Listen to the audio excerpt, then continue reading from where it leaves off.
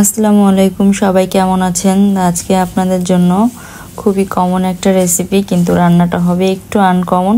তো আনকমন রান্নাটা দেখতে হলে পুরো ভিডিওটা দেখুন, তাহলেই বুঝতে পারবেন যে আসলে রান্নাটা আসলেই একটু ডিফারেন্টভাবে রান্না করেছি এবং খুবই টেস্টি একটি রেসিপি এবং মজাদার। তো আমি প্রথমে চিকেনগুলোকে হলুদ আর লবণ দিয়ে ম্যারিনেট করে রেখে এটাকে আমি হালকা ব্রাউন কালার করে ভেজে নিচ্ছি। সেম একইভাবে লবণ আর হলুদ মেখে আমি আলুগুলোকে একটু বড় সাইজ করে কেটে এটাকে আমি হালকা ব্রাউন কালার করে ভেজে নিব, যাতে আলুর টেস্টটা দ্বিগুণ হয়ে যায়। তো আলুগুলো ভাজা হয়ে গেলে আমি এটাকে তুলে রাখবো। আর ওই তেলের মধ্যেই আমি দিয়ে দিব পেঁয়াজ বাটা আর শুকনো মরিচ বাটা, দুটো একসাথে আমি বেটে নিয়েছি। আপনারা চাইলে ব্লেন্ডার করে নিতে পারেন। আমি এটাকে একটু ভেজে নিব তেলে। এটা ভাজা হয়ে গেলে দিয়ে দিব সামান্য পরিমাণ পানি। আর যেহেতু আমি পেঁয়াজটা ব্রেস্তা করে নিইনি, পেঁয়াজটা আমি বেটে দিয়ে দিয়েছি, সেক্ষেত্রে মশলাটা একটু ভালোভাবে সময় নিয়ে কষাতে হবে, তা না হলে পেঁয়াজের একটা গন্ধ থাকবে। তো আমি এখন দিয়ে দিলাম আদা বাটা এবং রসুন বাটা। এটাকে দিয়ে আমি খুব ভালোভাবে কষাবো। আর চুলার হিটটা অবশ্যই মিডিয়াম রাখবেন। আর কষানো হয়ে গিয়েছে এটা তখনই বুঝবেন যখন দেখবেন যে উপরে তেলটা ভেসে উঠেছে। আমি দিয়ে দিলাম পরিমাণ অনুযায়ী লবণ এবং এটার মধ্যে দিয়ে দিব সামান্য পরিমাণ পানি। আমি কিন্তু 2 বার পানি ইউজ করেছি। আপনারাও কিন্তু এভাবে একটু করে পানি দিয়ে ভালোভাবে কষাবেন, আবার পানি দিবেন, তাহলে এটার ঘ্রাণটা খুবই সুন্দর আসবে এবং খুবই টেস্টি হবে। আমি দিয়ে দিচ্ছি হলুদের গুঁড়ো, জিরার গুঁড়ো এবং সামান্য পরিমাণ ধনিয়ার গুঁড়ো। সব মশলাগুলো দিয়ে আমি আবার খুব ভালোভাবে কষিয়ে নিব। আর চিকেনটা মোটামুটি সবাই খেতে পছন্দ করে, তো একটু ডিফারেন্ট হলে কিন্তু খুবই মজা হয়, কারণ প্রতিদিন একইভাবে খেতে ভালো লাগে না। আমি দিয়ে দিচ্ছি গরম মশলা এবং তেজপাতা। আমি আবার একটু পানি দিয়ে নিলাম।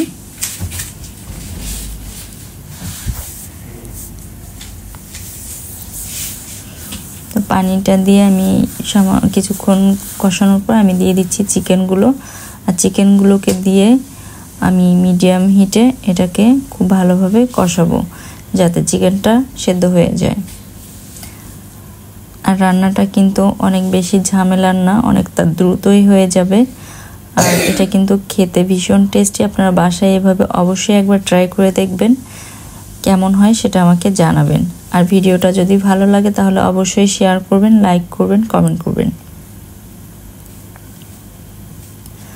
আমি তো এভাবে চিকেন রান্না করার পর থেকে পেঁয়াজ বেটে আমি রান্না করি, কারণ এভাবে রান্না করে খুবই টেস্টি হয়েছে এবং বাচ্চারা খুব পছন্দ করেছে। আর আমার বাচ্চারা যেটা পছন্দ করে আমি ওইভাবে করতেই পছন্দ করি, কারণ বাচ্চাদের খাওয়ানোটা খুব ঝামেলা। তো ওদের যেটা পছন্দ হয় আমি ওটাই করে দিই।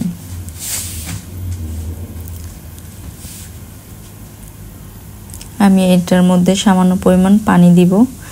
যখন দেখব যে হ্যাঁ কষানো হয়ে গিয়েছে, আমি তখন সামান্য পরিমাণ পানি দিয়ে নিব। চাইলে আপনারা গরম পানি দিতে পারেন, সেক্ষেত্রে রান্নাটা আরও দ্রুত হবে।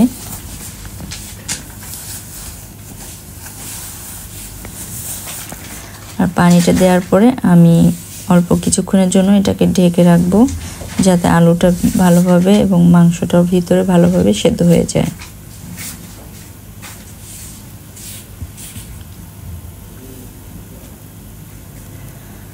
আর রেসিপিটা আপনাদের কেমন লাগলো অবশ্যই কিন্তু কমেন্ট করে জানাবেন। যারা যারা ভিডিও দেখছেন তাদেরকে অসংখ্য ধন্যবাদ।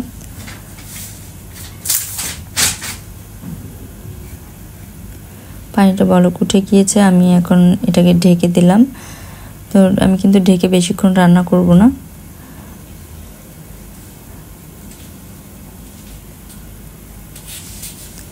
আর আপনারা আপনাদের রেসিপিগুলোও শেয়ার করতে পারেন। আপনারা কি রান্না করছেন, খাবারগুলো ছবি তুলে আমাদের সাথে শেয়ার করতে পারেন। আমার রান্নাটা কিন্তু প্রায় শেষের দিকে, আর আমি এটাতে বেশি ঝোল ঝোল রাখবো না। আমি দিয়ে দিলাম জিরার গুঁড়ো। এটাকে আমি হালকা ভেজে গুঁড়ো করে রেখে দেই। এটা দিলে কিন্তু ঘ্রাণটা দ্বিগুণ হয়ে যায়, টেস্টটাও ভালো আসে। তো আমার রান্নাটা প্রায় হয়ে গিয়েছে। আমি এখন এটাকে তুলে নিব, কারণ জিরার গুঁড়োটা দেওয়ার পর বেশিক্ষণ রান্না করব না।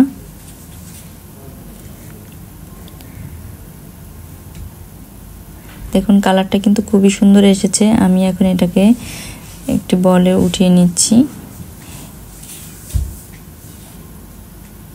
দেখুন এটা কিন্তু দেখতে এবং খেতে ভীষণ টেস্টি হয়েছে। তো সবাই ভালো থাকবেন, সুস্থ থাকবেন। আল্লাহ হাফেজ।